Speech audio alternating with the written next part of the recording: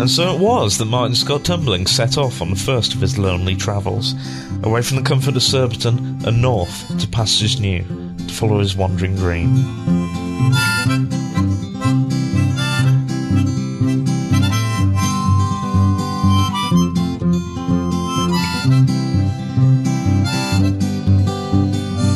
And it was in North Surbiton where, lacking any particular direction or goal, he enrolled as a student at the local university.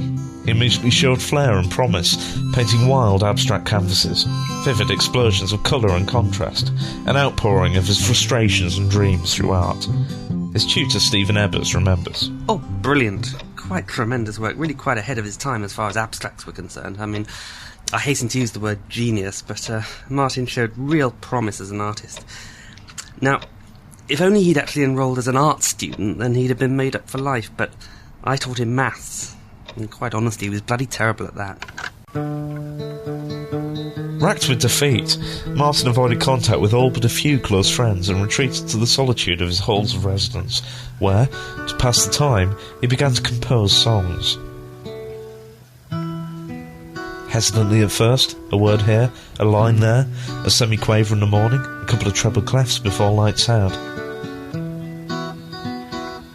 But as the months wore on, the music began to flow like wine through the callous fingers of his loneliness, and, floating upon it, the first inkling of his gift for dry, insolent wordplay. Swimming through the muddy waters, flowing through the echoes of a dream.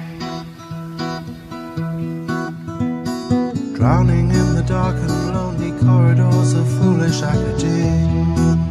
By the end of his first university year, he'd filled up an entire textbook with dreamlike musical doodlings, sad, heartfelt lyrics, and baleful prose. Martin Scott-Tumbling had finally found his voice. Which is all very well, but the question he'd been set clearly said, measure the circumference of the circle below, showing all calculations in the margin. And that's just not what he submitted, I'm afraid. So I had to fail him on that one. Now, the abstract canvases were nice. You could hang them on the wall and look at them. Bit of a conversation piece and all that, but I was never really a fan of pop music. I've always preferred mathematics, generally. It's all subjective, I guess. Disillusioned with university life, Martin Scott-Tumbling dropped out and began to frequent the many folk clubs in the area, drowning his sorrows in real ale and dreams.